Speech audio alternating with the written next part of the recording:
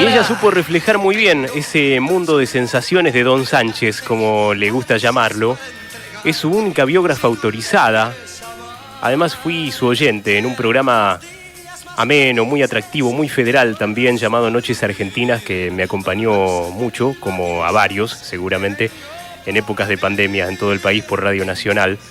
Y ella será hoy, parafraseando una de las secciones de aquel programa, nuestra reporteada intensa. Y la voy a recibir como la profesora, tal como la presentaba el licenciado Barone. Graciela Guiñazú, buenas tardes. Lucas te saluda por acá, ¿cómo estás? Ay, Lucas, pero qué linda presentación y además qué hermoso recuerdo, Noches Argentinas.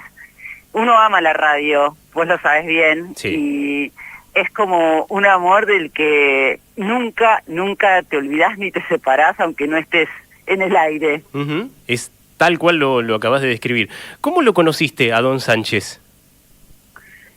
Lo conocí a través de Crónica TV desde el día 1 de emisión del canal, fue el 3 de enero del 94. Yo estaba trabajando en el canal antes de su salida al aire y bueno, desde el primer día, Héctor Ricardo García, que fue el creador del canal, dueño de Crónica, fue mi gran maestro, además de un prócer del periodismo, era amigo de Sandro, o de Roberto, era además fanático, y bueno, es Crónica del canal de Sandro, sí. Y Sandro era artista exclusivo del canal, y a partir de ahí, o sea, obligatoriamente, porque como digo, te ponían Sandro hasta en la sopa, empecé a conocer este mundo de sensaciones del que yo no era cercana. Yo no era, no escuchaba su música, no por un prejuicio, sino porque escuchaba otra música. Sí, conocía sus grandes éxitos y sabía que era un gran artista, pero no tenía mucha idea profunda de él. Y bueno, me empezaron a enviar a la puerta de su casa, el famoso paredón de la calle de Beruti en Banfield. Y como yo vengo de la gráfica, lo primero que hacía era escribir y hacer historias, porque ¿sabes lo que es estar 8 horas parada en un lugar donde no pasa nada? Sí. E incluso en una de esas guardias fui testigo de cuando le colocaron el portero visor. Claro. Entonces, casi un año y medio después de estar muchas horas ahí frente al paredón, me tocó conocerlo personalmente en San Nicolás, en el Teatro Municipal. Y ella sabía quién era yo porque me había visto por el portero visor y además porque veía Crónica. Y a mí me impactó mucho conocerlo y me pareció que por alguna razón tuvo que ser en un teatro así, no en el Gran Rex. Mi primer contacto con él en vivo. Porque lo que más me impactó, bueno, desde ya todo el mundo de sensaciones del que hablamos, las nenas, que todavía no eran oficialmente, no las llamaba así, eran sus muchachas, sus chicas, sus seguidoras, pero no, nenas, como después las bautizó. Ya eso a mí me provocó como admiración. Y después cuando lo vi salir a escena, con toda su personalidad, su parada en el escenario, en un teatro que es colonial, de estilo italiano, muy bonito, pero un teatro mucho más chico que el Gran Rex, por ejemplo. Sí, sí. Y él estaba ahí cantando como si estuviera en el Madison Square Garden de Nueva York, dándolo todo con un profesionalismo, una forma de diálogo con el público que pocos artistas yo he visto que lo tienen, y mirá que tengo muchos recitales en mi haber.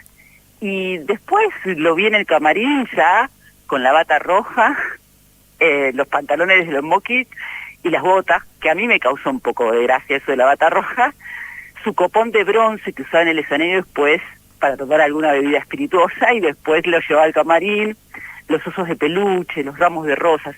Ese era como el Sandro que despertaba pasiones, ¿no? En el escenario era el profesional, sin ninguna duda, pero en el camarín rodeado de lo que significaba ser Sandro. Y después, un rato después, lo tenía sentado en buzo y jeans en un restaurante que había cerrado para él en San Nicolás, que estaba él con todo su equipo, y un restaurante al que yo accedí porque había ido Héctor Ricardo García con el equipo de Crónica TV y del diario. Así que en una sola noche tuve como un pantallazo de él, en todas sus versiones. Claro, porque... Así fue la primera vez que nos vimos. Digamos que su personaje de alguna manera era un método de preservación también. Absolutamente, sí. porque él había encontrado igual la fórmula, me parece a mí, hacía muchos años, porque no te olvides que yo conocía a un Sandro ya más, o sea, el Sandro maduro, cuando ya estaba de vuelta de todo, digamos. Pero él en un momento muy joven entendió que si él llegaba a comprarse, él lo decía, si yo me compro lo que vendo, no me queda nada. Sí. Me quedo sin personalidad, sin piel, sin nada. Algo tengo que reservarme para mí. Porque, bueno, la fama es dura a veces, él también eso lo tenía muy claro. Sí, ¿sabés qué me impactó leyendo tu libro? Cuando vuelve del Madison, en el 70, en pleno apogeo, dice, bueno, esto algún día se va a terminar o va a empezar la curva de descenso, ¿no? ¿Cómo lo tenía claro hasta en esa circunstancia? Muy bien, lo dijo Lucas, lo dijo cuando llegó, que se lo preguntaron. Las reflexiones después de esas 2 noches inolvidables donde él marcó un hito para la música de Latinoamérica, ¿no? Porque fue el primer cantante latino en cantar allí, y lo primero que se le ocurre es pensar eso. ¿Y por qué? Por eso que te decía antes, porque él tenía claro que no debía comprar eso que, entre comillas, él vendía. Sí, y la visión profesional, aun cuando los de Fuego en su primera formación tenían un nivel de amateurismo importante, digamos, él ya estaba pensando en grande, eso también me impactó mucho. Sí, eso es verdad, por eso es que después de los de Fuego originales, como él decía, que eran sus amigos del barrio, se incorporó a algunos que formaron los profesionales, y tanto es así la diferenciación, que vos fíjate que él empezó como primera guitarra, que él era autodidacta, todo lo aprendió, en el caso de la guitarra, con uno de los de Fuego, con su amigo el Vasco Irigoitía, pero él sabía armónica por el papá, después con el tiempo aprendió piano, y él ya era el líder. Él le puso el nombre Los de Fuego, él dijo pintemos el fuego en la batería, y él finalmente, cuando por el azar debuta como cantante del grupo, porque Héctor Centurión, que era la voz principal, él hacía coros, se queda sin voz en medio de un show, él agarró el micrófono y se puso a cantar. Nada es casual. Causalidades, totalmente, totalmente. Y bueno, y todo lo que pasó después tiene que ver justamente porque el artista estaba en él. Él quería ser un artista de cine en colores, pero el artista estaba en él y en todas las ramas posibles, no tenía límites, no es que estaba encorsetado de acá, yo soy esto, él era muchas cosas. Y eso te das cuenta cuando vos lo escuchás cantar, los distintos géneros que aborda, de la manera que aborda, es más allá de tener una buena entonación o una buena voz. Él te cantaba con el alma. Tengo entendido que con el tiempo Graciela, además de lo profesional, se terminó dando una amistad. Creo que ayudó mucho, esto va a título personal, tu honestidad inicial, esto de no reconocerte como una fanática, como una nena, cuando ni siquiera se acuñaba todavía el término. Pero, ¿cómo era justamente ese Don Sánchez que vos conociste cuando se apagaban las cámaras y los micrófonos? Bueno, en principio lo que te voy a decir es que yo siempre, digo, entre comillas, su amiga periodística, porque yo solamente lo veía en el marco de los recitales o cuando pactábamos las notas, que a veces sí eran en el camarín, antes o después del show, y si no en un estudio de grabación, en el locutorio de la casa, como te contaba antes. Me ha tocado en un restaurante, en distintos lugares, pero yo creo que sí, que él, lo que sucedía, por ejemplo, antes de que empezara una nota, me decía, hola, ¿cómo estás? Me decía Gracielita, él a mí. Gracielita, ¿cómo estás? Hablábamos un rato y después ya íbamos a la nota. Pero también lo que sucedía, no sé, por ejemplo, cuando yo ya había escrito el primer libro sobre el Sandro Lido, lo que volvió de la muerte, que yo le había pedido autorización para escribirlo, bueno, cuando nos volvimos a encontrar, ya el libro estaba hacía rato en venta, pero bueno, hacía unos meses que no nos veíamos, y le pregunté si le había gustado, y él me dice, sí, me hiciste reír mucho. ¿Por qué? Me dijo, después te lo cuento. Nunca me lo contó, no tengo idea en qué partes él se rió y por qué, pero eran conversaciones de ese tipo. Bueno, en la última nota que le hice mano a mano, que fue el 5 de abril de 2005, en el locutorio de su casa, él ahí me cuenta que estaba enamorado de Olga, de su mujer, con la única mujer con la que se casó. Y y previo a la nota, me dijo algunas cosas que no te puedo contar. Claro, sí. Porque me pidió que las cuente, pero me dijo, yo te voy a hablar de Olga, porque estoy muy feliz. Y después encendió la cámara y empezamos, y nos reímos, porque él a Olga le dedicó un poema, La llama, cuando se impacta. Él ya la conocía, porque Olga trabajaba en el castillo de Sandro, que él hizo Boedo. Sí. Pero pasaron, desde que la había visto, por poner una vez hasta que pasa esto que te voy a contar ahora, habían pasado 10 años en donde Olga era la empleada del castillo y la persona que atendía el teléfono cuando él llamaba, o que lo atendía cuando él iba, que iba cuando solamente cada 2 años cuando estaba en shows. Y bueno, él le dijo a Olga, cuando siente algo distinto, tengo un beso encadenado entre mis labios, y la llave ese beso está en tu boca. Entonces yo se lo pregunto en esta nota que le estoy contando, y el código que nosotros teníamos es que cuando él le digo, tengo un beso encadenado, y él me lo termina de decir, y le digo, ¿qué pasó con el beso? Bueno, el beso se liberó, vinieron los cerrajeros. O sea, siempre tenía esas salidas que eran como muy divertidas. Claro. Y como vos sabés, porque acabas de mencionar que me escuchabas en Noches Argentinas, sí. Yo la verdad es que disfruto mucho de esta profesión. La amo, me divierto. Bueno, cuando es posible, hay noticias. Entonces, bueno, qué sé yo, en medio me salta con eso y nos empezamos a reír. Y de hecho, yo a veces lo retaba, ahora me lo estoy acordando, porque bueno, por el enfisema, él a veces no se podía agitar o, viste, si por ahí, si se reía mucho, le podía agarrar un acceso de tos. Entonces yo a veces lo retaba, cuando estamos en una nota le decía, mirá que vamos a ir en vivo, ponele. Entonces, cuídate con los chistes, y después se reía porque yo como que lo cuidaba en ese sentido, claro. Porque bueno, es verdad, yo ya no era tan objetiva como era al principio de nuestros encuentros, porque yo le tenía aprecio realmente y valoraba todo lo que ese mundo que él me había abierto generosamente, pero bueno, también me animaba a preguntarle cosas que, si vos querés, eran como fuertes. Por ejemplo, cuando empezó a usar el tubo de oxígeno adicional para poder cantar, yo un día le pregunté, la gente especula, ¿vos cantás? ¿Por qué seguís cantando así? ¿Porque querés dar lástima? ¿Porque necesitas dinero? ¿Por qué? Y bien me lo contestó, porque igual se lo pregunté muy respetuosamente, por cierto, pero era lo que decían los colegas en muchos medios. Claro. Entonces, como él decía, lo tomó para mí ahora, yo no me podía hacer la tonta y no preguntárselo. Y lo que él me contestó fue hermoso. Y es que él tenía una enfermedad que era silenciosa, que podía llevarte a la depresión, y que para él cantar y ver a su público ahí era como un remedio, una vitamina para su alma también. Bien. Graciela, me quedaría horas charlando. Tengo un último momento, lamentablemente tengo que dejarte, pero lo vamos a retomar en algún momento porque hay... Cuando quieras, Luca, fue un placer reencontrarnos. Sandro nuevamente en el aire con Atmósfera Pesada, una de las canciones preferidas de esta señora, a quien voy a volver a saludar para hacer una especie de segunda parte de nuestra charla con algunas cuestiones que me quedaron en el tintero, y me va a contar cómo se vivió también el 19 de agosto. Estamos en el día después. ¿Cómo estás, Graciela Guiñazú? Buenas tardes. Hola, buenas tardes, ¿cómo estás? Bueno, gracias por la canción. Sí, es una de mis preferidas, sinceramente.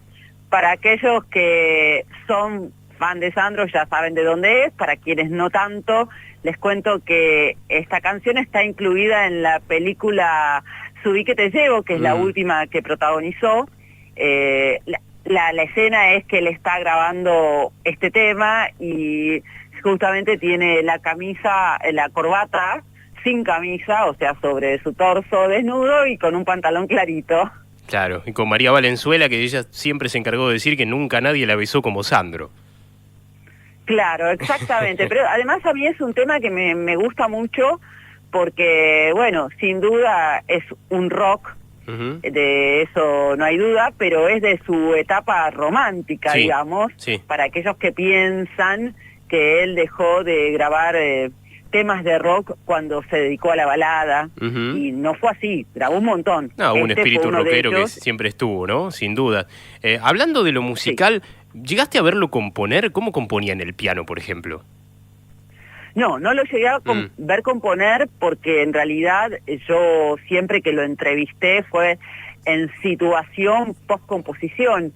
Lo más cerca que estuve, si querés, de verlo componer fue cuando él grabó el disco Sandro para Mamá, que eso fue, o sea, en realidad lo grabó en 2 etapas porque primero sacó como la primera edición de Sandro para Mamá, y después hizo una segunda edición que agregó el tema Martes Días de Damas, que era un tema que él le compuso para Nina, y yo fue justamente cuando lo estaba grabando.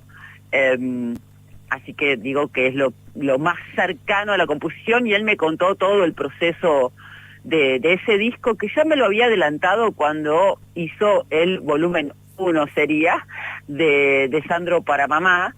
Pero en particular, él en ese primer disco que había salido, no había incluido, que esto fue en el año 2001, ninguna canción que fuera de su autoría. Eran todas versiones de canciones que le gustaban mucho. Solamente había una que se llamaba Hay una niña en el puente, pero que no estaba dedicado a su mamá. Claro. Y todo el resto eran canciones que a la mamá le gustaban, como por ejemplo De Parto de Joan Manuel Serrat, o Manos Adoradas, por mencionarte algunas. Bien. Pero en el volumen 2, que hace un año después, en el 2002, él ya incluye esta canción que le dedica a ella, y que lo escribe pensando en ella y recordando los momentos en que iban juntos, desde que era muy pequeño él, a ver los martes, que así se llamaba, Día de Damas, porque era cuando iban las señoras, como cuenta en la canción, al cine, y que hacían en general en funciones continuadas, es decir, que se daba más de una película, por ahí era una de amor y una de risas, suponete. Claro, sí, y bueno, la imagen de aquel momento. Vos sabés que hablando de Nina, de su madre, a mí recuerdo, me impactó mucho de chico cuando escuché Pobre mi madre querida, ¿no? Cuántos disgustos le he dado, decía él. ¿Se sentía en deuda en algún punto él con su madre o no?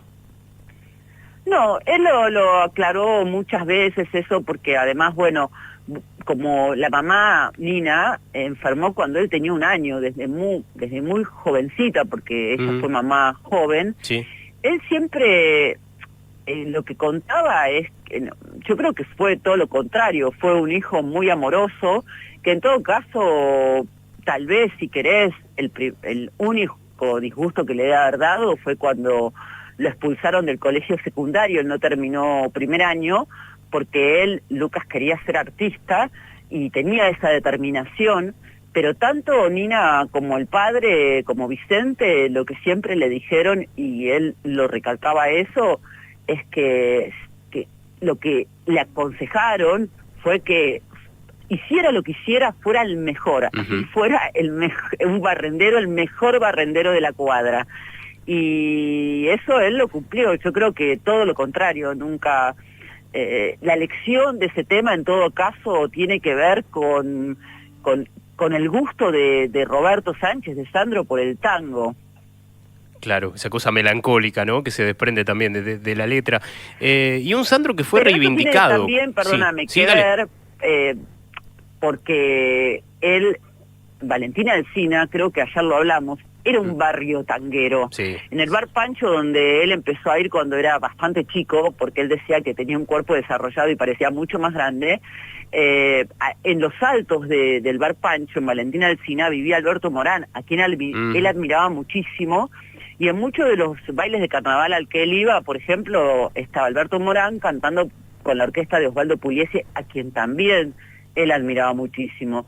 Y además, Pobre mi madre querida, que está incluido entre los temas de la película Muchacho, justamente en la escena se la canta a Olinda Bozán, que hacía de su abuela postiza, la capitana, en un momento como muy sentido de la película, porque ella estaba enferma. Claro, exactamente. Un Sandro que en algún momento, como suele pasar en nuestro país con los ídolos populares, pasó a ser para mucha gente grasa, cursi, ¿no? Se hablaba en esos términos, y después llegó la reivindicación. ¿Cómo crees que se dio ese proceso y por qué, en todo caso, se lo termina primero defenestrando y después reivindicando? Mira, en principio ese mote, él después de su etapa rockera, cuando se vuelca totalmente a la balada romántica, aunque ya conversamos acerca de que él nunca abandonó el rock, No.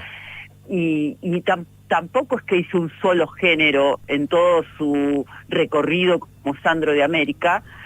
Muchos lo criticaban porque se había volcado supuestamente a la música comercial, algo que no es cierto tampoco, porque en su repertorio, que la mayoría, como comentábamos ayer también, corresponden a canciones de su autoría, sí algunas que ha grabado de otros compositores que él admiraba o que le gustaban mucho, y coautoría que compartía muchas veces con Oscar Anderle. Él en realidad se gana ese mote que le molestaba, sí, le molestaba, pero la reivindicación total ocurre en los 90, cuando él empieza a hacer el Teatro Gran Rex, que es el más grande de la ciudad de Buenos Aires, porque él antes, por ejemplo, durante muchos años sus espectáculos eran en el Teatro Astros, sí, bueno, también hizo un Luna Park, lo hizo primero con Los de Fuego, después en el 72 como solista, y volvió en el 88, y a partir, te diría, definitivamente fue en el año 93 cuando debuta en el Gran Rex, pero en el 88 ya en el Luna Park, que hizo 3 funciones completamente llenas del Luna Park, había empezado por una y tuvo que agregar 2, que con ese espectáculo luego va al Astros. Empezaron a ir como muchos famosos, de algún modo comenzaron a reivindicar aquello que más que nada los colegas nuestros, los periodistas, le habían puesto ese mote. Pero yo creo que porque, bueno, en realidad siempre se estigmatiza, o en aquel momento se hacía de esa manera. Por supuesto, después con el espectáculo Gracias, 35 años de amores y pasiones, que fue temporada 98-99, el de los 40 récords en el Gran Rex, ahí iba todo el mundo a verlo, todo. Sí. Es como que de golpe nuestros colegas descubren que Sandro es apto para todo público. Más o menos para resumírtelo. Perfecto. Bueno, tu archivo es voluminoso, ¿no? Pero ¿hay algún objeto que conserves con cariño especial por algún motivo? ¿Algún objeto de él? Sí, de él, o él no tenga sé, en su casa, algún regalo o algo que sea más preciado que el resto por alguna razón en particular. Mirá, con respecto a lo que él ha dejado en Banfield, te diría que todo es valioso. Desde los muñequitos, los soldaditos que él contaba, que usaba desde los comienzos de Sandro y los de Fuego, le sacaba las armas y le ponía los instrumentos para hacer su diagrama de la disposición de cada uno de ellos en el escenario, los cuadernos que él conservó, que son 2 de Sandro y los de Fuego, los discos que compraba con sus amigos de Valentina Alsina, que integraban además los de Fuego originales, una vez por mes, y los sorteaban. Entonces allí, en la biblioteca de su casa de Banfield, en una parte donde está toda la discografía que él tenía, están, por ejemplo, los discos con los que le tocaron a él, con los dibujitos, con un fuego por ahí, o que decía Roberto, porque era de él, era el que él se había quedado, hasta, por decirte, mencionarte algo, el guión de su último espectáculo, que fue La Profecía, que también, volviendo a la primera pregunta de si yo lo había visto componer, bueno, no, pero él me compartió en la nota que hicimos en febrero de 2004, antes del estreno del show que fue en Rosario,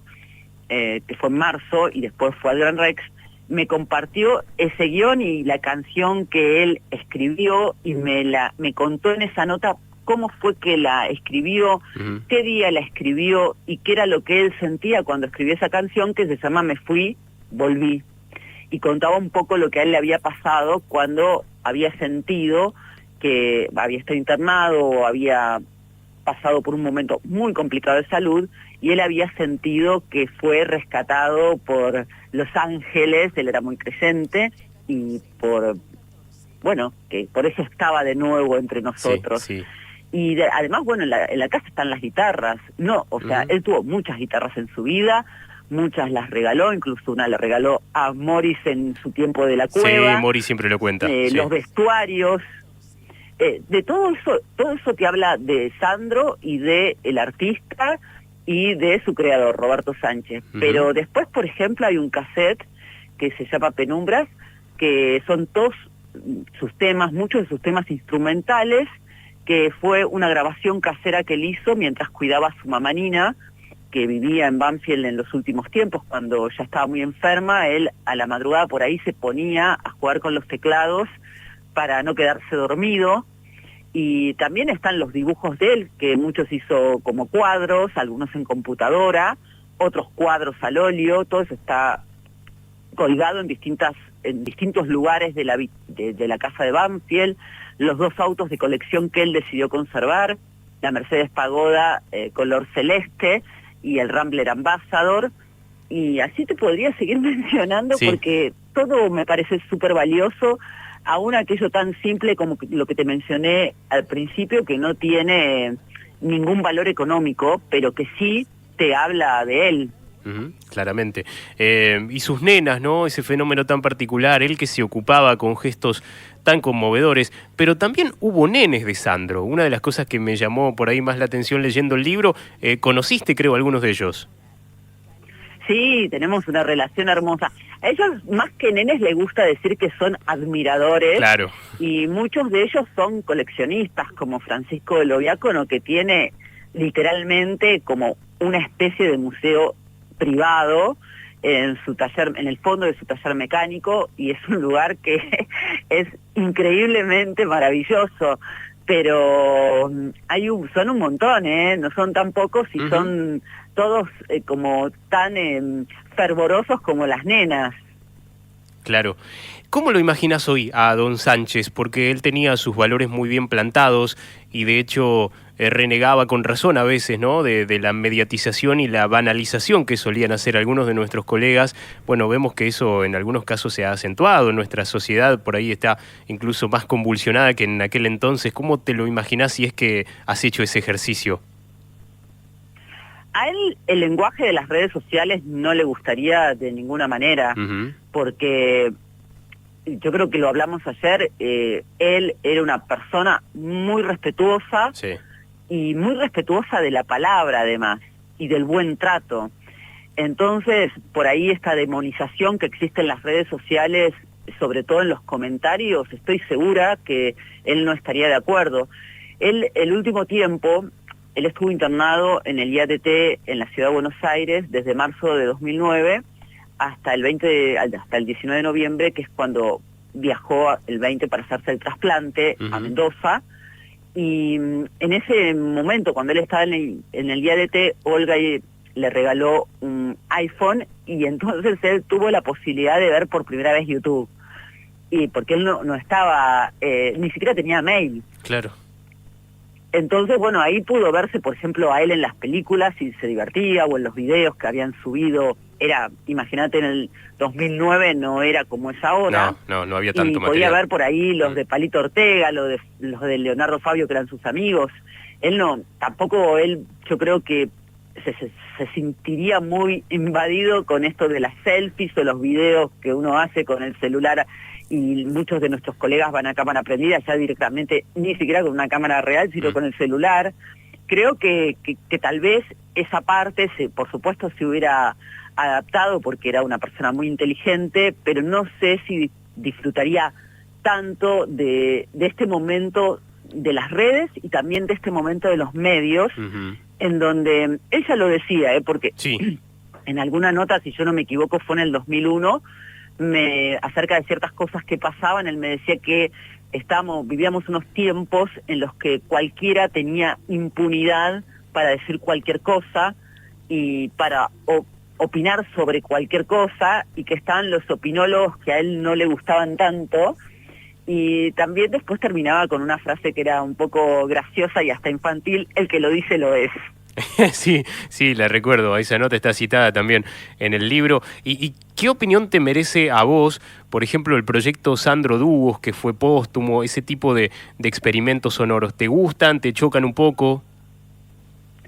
A mí me gustan, porque yo creo que gracias a la tecnología uno tiene la posibilidad de escuchar distintas versiones de canciones emblemáticas, En el caso del dúos, bueno, a mí hay canciones, por supuesto, que me gustan muchísimo más que otras.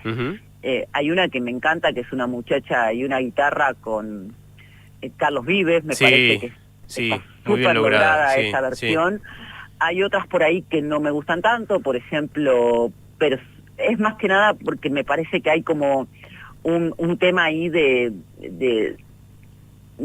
tono y de estilo, que es justamente hay mucha agitación con Elvis, pero hay otras que me parecen muy lindas, y además ten en cuenta que esto sí se hace gracias a la tecnología, pero no es que es una voz artificial, que no es la de Sandro. No, es la voz de él. Y sí, me gusta mucho, por ejemplo, el de Los Tabaleros, Porque yo te amo, que en esa grabación y todo ese proceso participé, y que la verdad es que a mí me gustó muchísimo cuando los escuché por primera vez a Los Tabaleros cantando canciones de Sandro, porque ellos hacen folclore alternativo.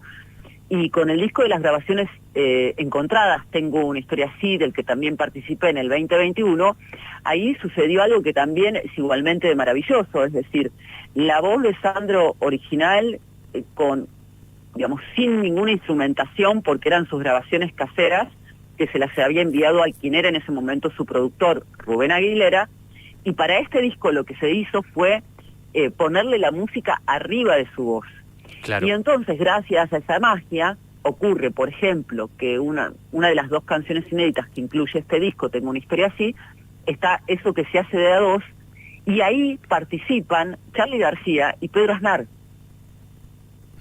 Sí. Es decir, que a partir de ahí a mí me encanta la posibilidad de estas versiones, porque además acercan, si querés, a otro tipo, a generaciones que por ahí están recién aprendiendo a escuchar a Sandro desde otros lugares. Ni hablar. En estos días se estrenó una versión de la Delio Valdés que a mí me gusta muchísimo. Porque yo te amo. Ese grupo, con Porque yo te amo también. Y yo creo que todo eso, la verdad es que está muy bien. Bien, me interesaba conocer tu punto de vista. Voy con las dos últimas. Ayer hablabas de Olga y hablábamos de que él realmente estaba enamorado. ¿Tuvo un gran amor en su vida? ¿Hay alguna mujer que se puede atribuir esa condición? ¿Hubo más de uno? Yo creo que como el amor es libre, como canta alguna canción, él canta en alguna canción, yo creo que sí, de Olga estuvo muy enamorado y fue su gran amor.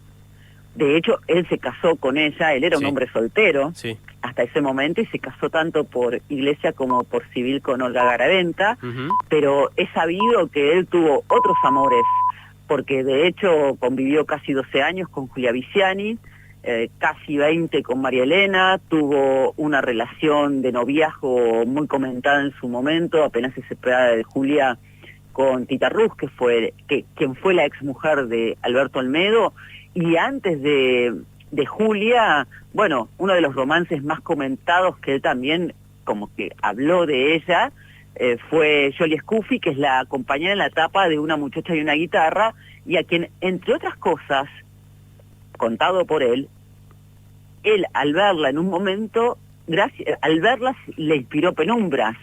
Mirá vos, la musa de Penumbras, ¿eh? ¿Qué dato? Él lo dice, te la ves, él está en un pasillo de Canal 9, ella aparece caminando y a él había un piano, en ese momento se usaba en los canales que hubiera pianos por ahí en un pasillo, y bueno, y le salió la noche, se perdió en tu pelo, pero sin dudas para cada etapa de su vida ha estado enamorado, si no él decía no podría escribir las cosas que escribo, pero su último amor, su gran amor, el último fue Olga, sin duda eso. Clarísimo. Y ahora sí, la última, tengo las noticias encima también, pero preguntarte cómo se vivió ayer el festejo. Hubo algo central en Banfield, ¿no? Por este aniversario número 80 de su nacimiento, creo que estuviste por allí.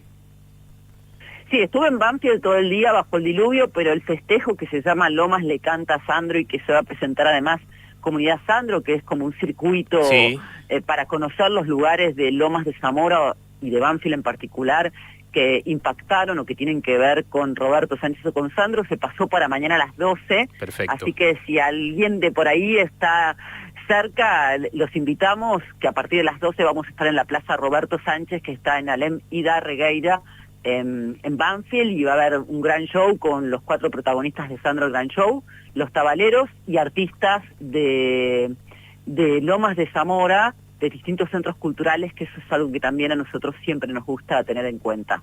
Buenísimo, y seguramente será una parada obligada para aquellos que anden por esa zona ahora, visitar Comunidad Sandro, este circuito en Lomas. Graciela, muchísimas gracias por la doble gentileza, un placer enorme, y bueno, hemos conocido de tu mano y en tu voz un poco más de Sandro, para aquellos que lo conocen y para aquellos que a lo mejor no son tan cercanos. Bueno, creo que les hemos acercado una pintura en varias de sus facetas. Te mando un abrazo enorme, gracias.